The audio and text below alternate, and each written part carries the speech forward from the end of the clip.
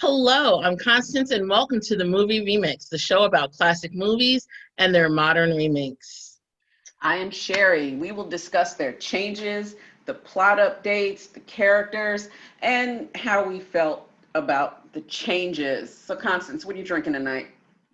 I definitely decided to stick with one of my very cheap favorites, Sweetwater Red.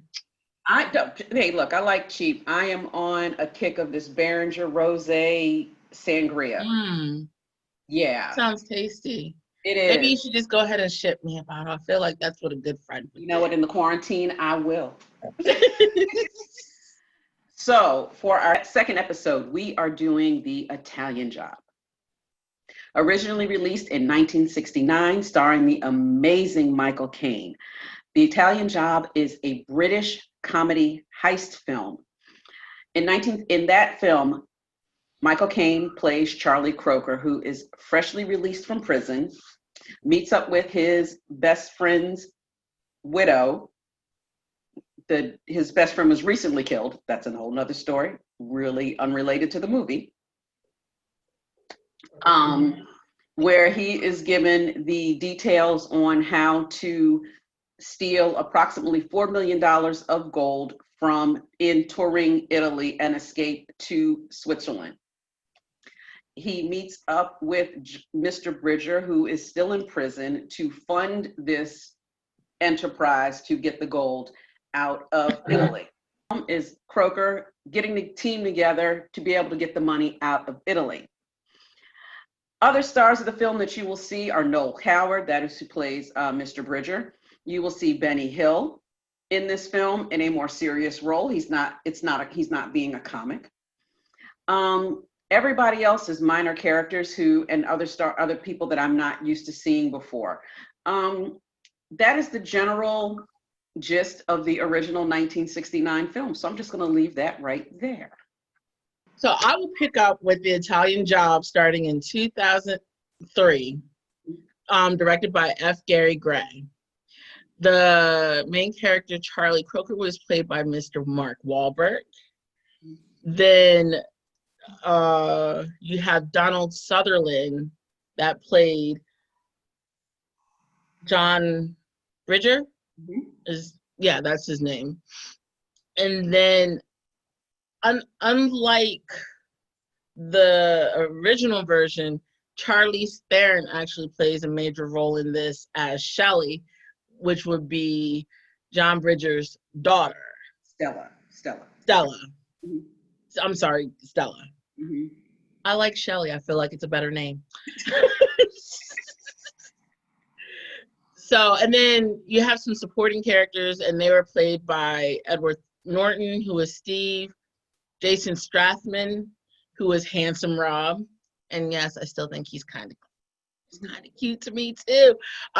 Seth Green, who was the Napster, or Lyle, I believe. Mos Def, who plays Left Ear. And that is it for your supporting staff at the moment. Mm-hmm. And I'm sorry, you actually want to hear, but what's going on with the new movie? What's with the new movie? So in this, they're already a group. They're already would you say a cohesive group, and it starts off with them doing the heist, the huge heist of stealing gold out of Venice. This time, I mean, it's still Italy, but this time it's Venice. And they steal the gold, and they have this really elaborate escape and everything like that. But then it turns out that as they're celebrating, because they get away, they get the gold and everything, as they're celebrating, Edward Norton's character, who is Steve, double crosses them, actually kills, and it kind of breaks my heart every time during that scene, Donald Sutherland. Mm-hmm. And him and his new group of friends steal the gold, and then he rides away and leaves them to, where he thinks he's either shot them or they've drowned in the icy waters below. Well, in that meeting, Donald Sutherland, who is Mr. Bridger, is the only one that actually dies. But Charlie Croker, he now makes it his life's mission to track down Steve, and basically the Italian job becomes more of a revenge plot. Like, how did you, we're gonna get you. It's no longer about the gold, it's about the principle. Mm-hmm. So when they track Steve down, they then incorporate John Bridger's daughter, Shelley. Stella. Stella! Stella! Hey, Stella! Okay. Stella, because they need someone to break into the safes. And that's actually the same thing that her father would do in previous heists. So even though she initially doesn't want to do it because she's the good girl in this, her father was a thief, but she's on the side of the law, even though she has definitely bad girl tendencies, and you can tell from the way she drives and her just general attitude on things. So she breaks away from that because, after all, this was her dad, and she was just starting to reconnect with her dad, to have him so brutally snatched away. So she joins in. They hatch this elaborate plan to basically get the gold and make Steve pay. The plan doesn't go initially after this. And trust me, it's elaborate. It was a lot of plan. Wait a minute. Okay, at this point we're gonna stop because this is where the movies diverge. Definitely. Actually, it diverged from the beginning. So because in the beginning, you have so many changes. So many changes. So many. And so, okay, before, this is where we're just going to talk about just all the changes, because when we in our pre-show discussion, we said that the thesis of this discussion is these are just two totally different movies. Absolutely. Absolutely two totally different movies. They stand on their own 2 feet for what they are supposed to be. Yes. But they're two totally different movies. And so it's difficult to have a comparison. Yeah. Because now I will say in the original, that opening scene where they kill the guy, yeah, as he's driving around whatever in the tunnel, first of all, that was the most dramatic funeral scene I've ever seen. Wow, that was a wild scene. They were just all lined up on the cliffs, and then but see, my thing is, not only is it dramatic, but and the way he just tosses the wreath to the water, I was like, it actually had an air of disrespect. Like, well, that was the mob killing the. And I understand, but it was. Well, wait a minute. It was just so we're doing this because we don't want you to haunt us later, but the hell with you. It was just so like it was almost like they weren't doing. It's like, because when I think of mob killings, it's like, I hate to kill you, but you know what you did, blah blah blah. Right. But this was like, nah, I didn't even really want you around. I don't like you that much. Doing this because right, to kill him, to blow him up in the tunnel, and then toss the car off the cliff. That was a bit much. And then the wreath, like. And I'm sorry. And trust us, the original. So we're gonna talk about the original for a little while, and then we'll talk about the remake. That's how we'll do this today. So we'll talk about the original for a little bit. So for that, and then for this to change into a comedy, which it was, because it was funny in a lot of places. And And to see Michael Caine at his peak at that age, considering like, you know, when a lot of us, you know, at this day and age, you know, to see Michael Caine, I'm just going to say older, like, you know, as he is 70 and 80 now, to see him in that film, you know, 50 years ago, you know, in his peak Michael Caine-ness was in his peak Michael Caine-ness. Yeah, what is he? He had to be, what, in his late 20s? Yeah, I guess so. Yeah, late 20s, early 30s at that point. So when you first see him, he's literally just coming out of jail. His girlfriend has stolen a car. The Pakistani car to come pick him up and takes him, takes him to get new clothes.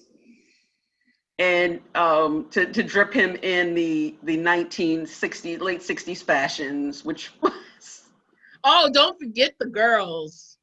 Oh, the girls was... All the birds, quote unquote birds, because that's what they were. She called them birds. She did.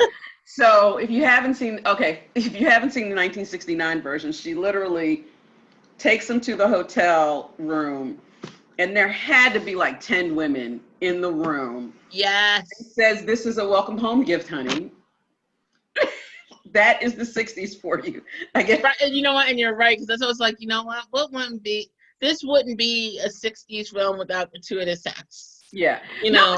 They never see it. He walks into the room. Oh no, you don't see it, but you just, you know. But when he comes out all disheveled and everything, you know. Yeah. You know what went down. Right. And then he goes to his room. No. That was the widow. That was the widow.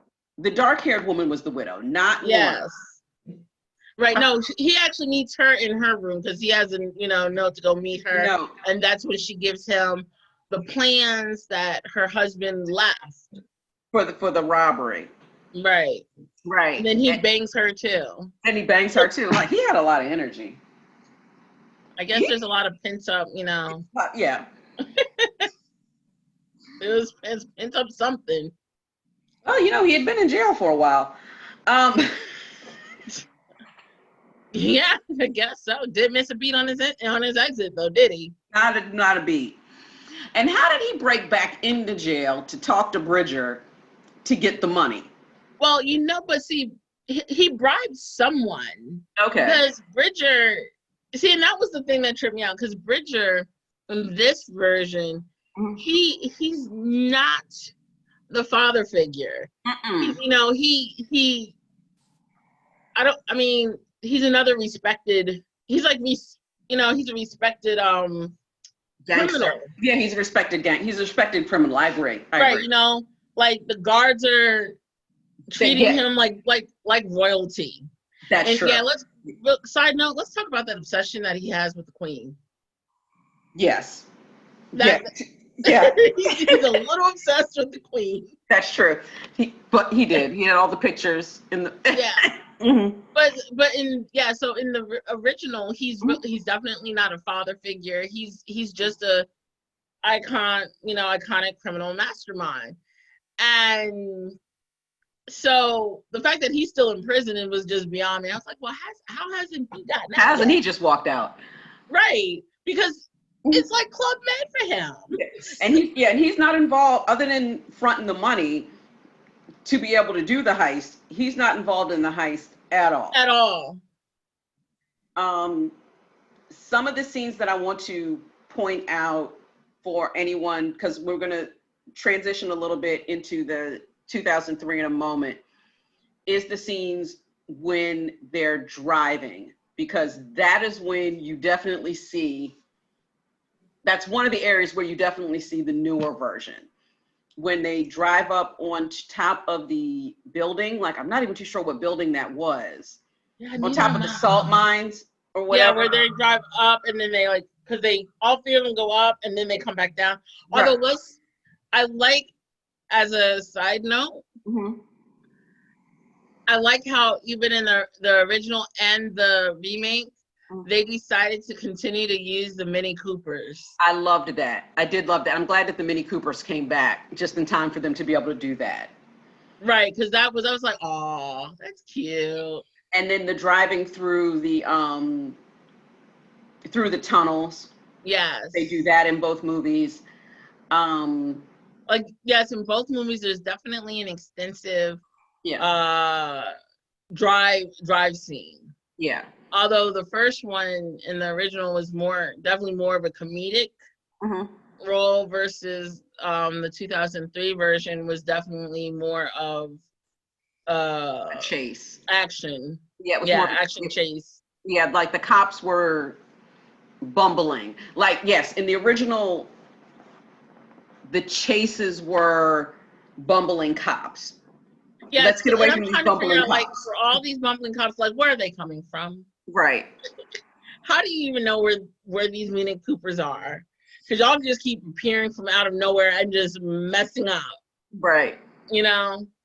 And actually, that was the other thing that actually tripped me out in the original is all the driving experience that everyone had for them at the end, like after they drive all the Coopers onto the coach bus or whatever. And the one role that, and I'm going to say it, I'm going to say it, the one black person in this film, He had one job. he had one job. And then he's just getting happier and happier and taking crazier turns with the coach bus. And then they end up hanging off the side of a cliff because this mofo got too excited when taking a turn. Now, here's the thing. And this is the part that I told you I said I was going to wait to tell you. They had completed 4 different endings to that movie. And that's the one they chose? No, they could not decide which one to go with after the cliff. So they just left it there. They couldn't decide what happened after that, so they just left it there. I'm so mad. I'm so mad. There's an ending where a helicopter comes and get them. There's an ending where they fall off the cliff. But they just left it there. So that is, I just want to know, and maybe I have to research this. Is that the definition of is that where the definition of a cliffhanger came from? Because they're literally hanging off the side of the damn cliff. Yes. So just to round this up for anybody who hasn't seen it, it is available on Amazon Prime. We will link it in the description box below. So they have taken the gold off of the Mini Coopers, and the driver takes a wild turn, and the gold shifts to the end of the bus, and the bus starts to lean off the end of the cliff. All the men have to stay at one end, otherwise everybody falls off the side. So that's where we are pretty much left at the end of the movie, literally. At the end of the movie, the gold is on one end, everybody else is on the other end of the bus. And that's where Charlie's trying to figure out a way to get it. trying to figure out how to make everybody happy and get the gold and keep our lives. And keep our lives. So disgusted. The 2003 version. The 2003. I will say I like this one in terms of there seem to be more obstacles for them to overcome. And I appreciated that. I thought at least there was some kind of parallel with the beginning, because in the original, the friend dies. And in the 2003, it's Donald Sutherland, Bridger's character, who's killed in the beginning. Now, the parallel that they drew, where they didn't actually throw, because I saw it and it was like, oh, I see it now. Where they didn't just throw the friend Beckman off the side of the cliff in his car. That's when the truck went over from the 2003 to the original. That's the parallel. That's where he kind of brought that in. Although they completely take Bridger out of the rest of the movie. Although at least and then another notable difference, like I said before, in the remake, he's definitely more of a father figure. He's played a part in molding Charlie Croker into the, thief that he is Yeah. during that day. Mhm. So he definitely, at least you get the idea that he played a larger part in Charlie Croker's life. And then he also had his daughter, Stella, Got it. that becomes instrumental and is kind of the step in for Bridger. Yeah. And that's the other thing that I liked with the 2003 version that kind of saddened me a little bit with the 1969 version is there was a strong female lead. I agree. And Theron, she wasn't, she didn't play necessarily the weak, come save me role. She was, she was a force to be reckoned with herself. So it was good to see that, because in the 1969 version, his girlfriend was literally kind of pointless. In fact, at the end, he's like, because I don't want anything to happen to you, get on this plane and I'll see you when I get there. And I was like, well, that kind of sucks, because I feel like, his girlfriend probably, she stole the consulate's car, for goodness sake, She was, go ahead. I said, but there's plenty.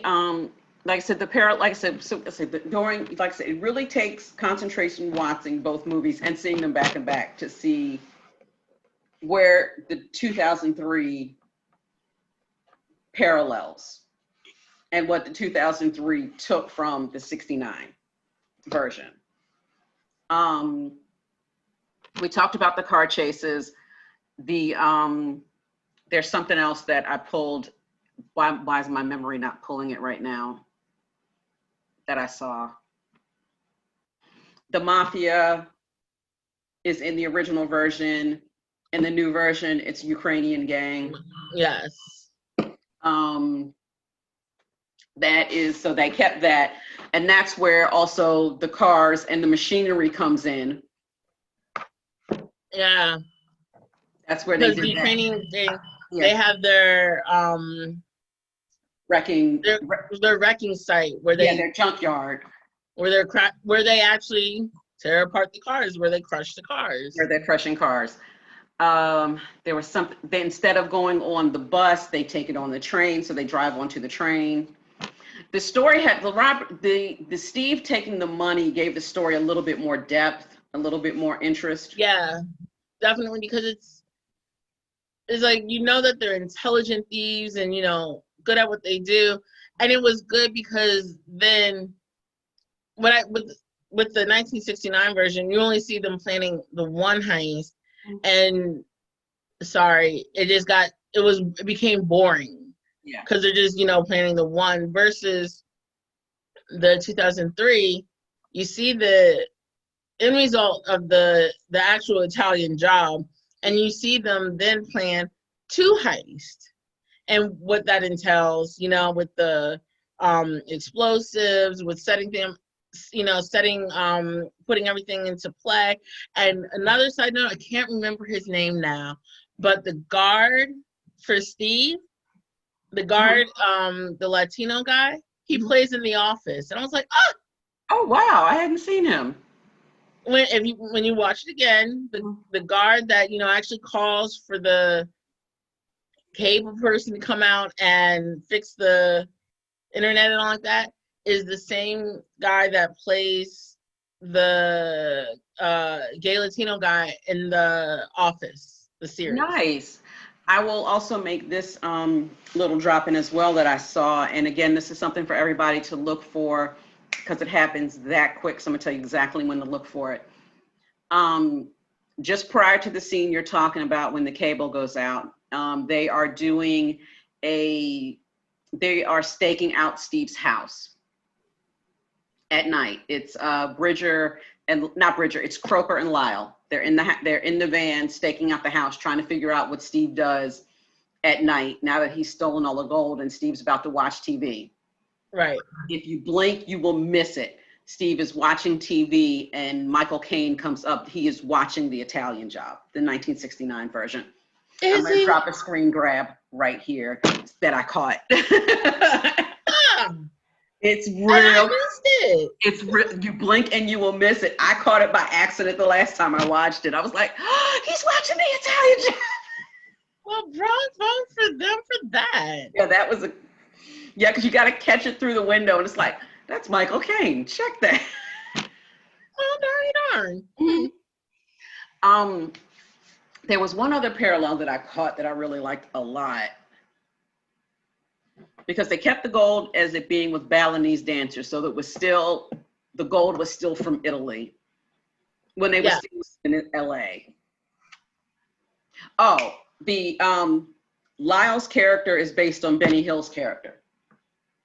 Benny Hill, remember, he took down the traffic lights in Italy. Yes. Using something else, like using like trains or something. But of course, bringing it up to, like these transmitter boxes or something that messes with the signal. That was messing with the signal. So he dropped them in trash cans around the city, which in 1969 is what would happen. In 2003, of course, he was able to do it remotely and just break into the system. Yeah. So it was a faithful, like I said, he pulled the right things out. Right. So you can definitely see where he got it from. But yes, it was definitely a different movie. Two different movies. Two different movies. But like, I mean, I actually, like I said, the second one I liked. I think the character development was a little better because you got a sense of, even the supporting characters, you got a sense of who they were, and they played a more important role. They weren't just people that he picked up along the way to fulfill a certain need. This was a group of people that he's been working with for years. I agree. And, and it definitely, gave them a rhythm that the first one didn't have. And that's another thing. I definitely like the chemistry of all the actors and Charlize Theron, because you could see it, like even though this was definitely more of an action film, like there were moments of comedy that, you're like, ha, like when Most Def, Left Ear, was staking out, trying to figure out how much he was going to need to blow the gate, and he sees the dogs, and he's like, yo, nobody told me there would be dogs. And they're like, he's like, I had a bad experience with dogs. And they're like, and Charlie Cook was like, what's the problem? What happened? He's like, I had a bad experience. Like, love that line. It's like, I'm bad. And you're just like, okay. And then even when Lyle gets his stereo system that blows off women's clothes, and then Handsome Rob, like, in his car. Oh my gosh, his car. But all the women, and they're like, how does this happen? How does, like, it's being thrown at you. Like, how does this happen? So even though it's definitely a lot more action packed, and it was a more serious film than the original, they still had comedy in there that I can appreciate. I agree. I definitely agree. So we definitely want to bring in the reception of both films. The 1969 version, it was kind of hard for me to find. I'm not going to lie. I had to dig and dig and dig to find this information about the 1969 film. Because as I mentioned, it was a British release. It was a British film. So in Britain, it was a $3 million pound budget and made about 10 million in receipts. For the year it came out, it was the 14th highest grossing film in Britain. However, it bombed. There's a quote from Michael Caine that said the reason that it bombed is because of the advertising. I'm going to drop a picture of the movie poster. Because of this, you will see that it kind of gives the impression that it's not a comedy heist film. It looks like it's something else. That was the problem with the advertising in America. However, since then, people have seen it and they're like, oh, this film is actually pretty good, and actually has a 73% Rotten Tomatoes score, which is It's actually not pretty a good. bad film. No, it's not a bad film. It's actually very good. For, you know, to look at. It's a very well reviewed, it's a very good film. And for the time period as well, yeah. Mm-hmm. But like I said, it definitely gives you all that, you know, the 60s vibe that was ever so famous during that time. And so. the music for that movie was done by Quincy Jones. Ooh. In the opening credits, Quincy Jones. So for the 2003 version, there was a $60 million budget. mm-hmm. And now, forgive me, but did it really $176 million in the Mm-hmm. box office? Yep. Because I'm gonna tell you what they did right. I need to be an actress. Let me tell you, and wait a minute, also has a 70+% Rotten Tomatoes. Yeah, for this film. And let me tell you, number one thing that they did right with this film the year it came out. It came out in August of 2003. And the number one thing that they got, and that's what they got right.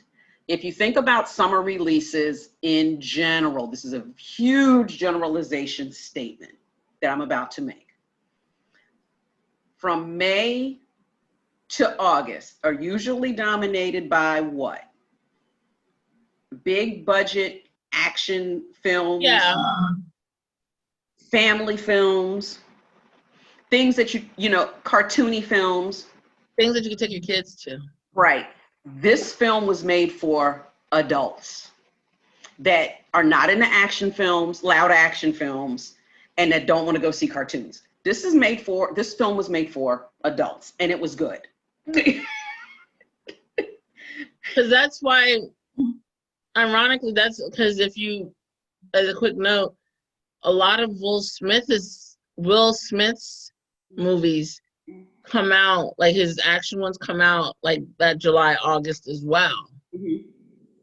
But it wasn't traditional. It's not CGI, you know, action-y right. film. Like they're actually filmed on location in Venice and LA. Yes. And I will say I so appreciate that, because I'm like, it reminded me of wanting to, I'm like, God, I really need to go to Venice. Exactly, same. You know? And I mean, the water looks a little murky. Right. And if there was one like CGI thing that they did in the film, it was firing the truck through the street. But other than that, I still love that scene. Quick note. Yeah. When they did, because I remember thinking this the very first time I saw the film, and then it reminded me again. Mm-hmm. When the truck drops down below, there's drivers in the truck. Mm-hmm. What happens to the drivers? Like they gassed them. Remember, they had to gas because they were supposed to gas the guy in the booth, so they just gassed him. They're still they're still underground. They were underground for a little while. You know, they went to sleep. No, in the 2003 film? Yeah, in the 2003 film. Okay, so all right, yeah, we're gonna. I missed that twice over. Yeah. 3 times over. If you watch the 2003 film, you'll see right as a wrench is counting down, Handsome Rob sets up with the gun with the gas, and as soon as the truck drops, he shoots the tear gas or the sleeping gas into the front of the truck, and those guys go to sleep. I guess I am totally I miss it because I'm just watching the truck fall, and I'm like, as soon as it hits the ground. I'm like, and then, like I said, and then of course after they're driving down the tunnel, it's like, and they're being chased by the motorcycles. I'm like, what the hell ever happened to the They're still down there. What's going on here? Although that was a great chase scene, and I love the fact that literally he just told Mos Def to open the door to dispatch the one. Yeah. And then Edward Norton in his helicopter. Like I said, this is the 2003 film is such a good film, just on its own, without even knowing that there was an original film. standalone, the 2003 film is just It's a good flat film. out a good film. Now, my only issue with the 2003 film that kind of baffled me was when they split up, when Stella and Handsome Rob go off already to the Union Station, but Mark Wahlberg or Charlie Croker takes a detour. I'm like, but you still wanted to go to Union Station, so I don't understand. I think the point was to just try to slow Steve down or get Steve. And that's the best that I could come up with. But I'm like, they pretty much end up there pretty much at the same time, so it wasn't that. Well, I guess he didn't expect Steve to steal the truck right away, but also with the helicopter, I think the helicopter would have just caused more problems. I guess. Well, I don't know. yeah. Yeah. So they had to dispatch the helicopter, and I get it. And trust me, I had other issues with the helicopter, like where were the cops with the helicopter flying that low? Not to bring in anything else, but there had been some tragic incidents, you know, prior to 2003. That helicopter was flying pretty low to the streets. Come on now. Anyway. Although, kudos to that helicopter driver. Right? I was doing I'm like, I want to drive.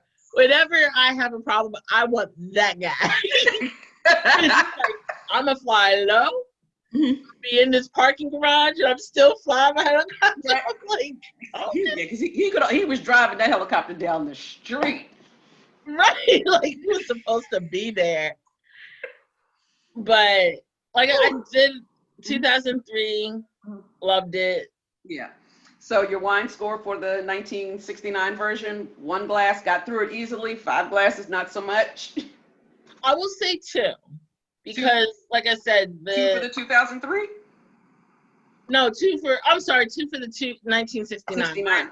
Okay, for the 69? Okay. Yes. Okay. Because when they're planning, it just kind of was slow. Long planning. You know, and I guess maybe I'm just used to things moving a little quicker. I can agree with that. I can agree with that. I enjoyed the 69 version, but I could agree with that. That they'd have shaved maybe 15 minutes of the planning out. It just went a little bit better. And for the 2003? I didn't even need a whole glass because you're in it. Once you're in it, you're in it. I was like, I agree. I don't think we need to mention this. I mean, only because it's a question, and this is where we're supposed to officially talk about it in the podcast, in our little video here. I don't think we need to say, we both already will say that we do both prefer the 2003 version. yes. Not to say that the 69 is bad. We just prefer the 2003. If I had to watch, you know, if you had to say, which one do you want to watch right now? I'm going to say 2003. I'd probably go watch it again. I have 2 hours left on my last rental. I'll probably go watch it again. Watch it again. Why not? I think I own it, but because of, I can't find it right now. I just can't find it. That's where it is. I mean, that's where it is. I just can't find it. All right. And so for the recasting, yes, who do you think should be playing Mr. Bridger? So I decided that it would be a cybercrime this time. And so I've picked a younger cast. So it would be Tom Holland, who you will know as Spider-Man. It would be as Charlie Croker. It would be Zendaya in the Stella role. And of course, you can change her name. I do not care. And in the Bridger role, because I want to keep because I'm going younger, I've decided that Bridger, instead of being an older character, would also be younger. And I am really feeling Aidan Gallagher, and he is currently playing number 5 in the Umbrella Academy. Oh, that is. So that is where I'm at right now with my casting. I'm not mad at you. Mm-hmm.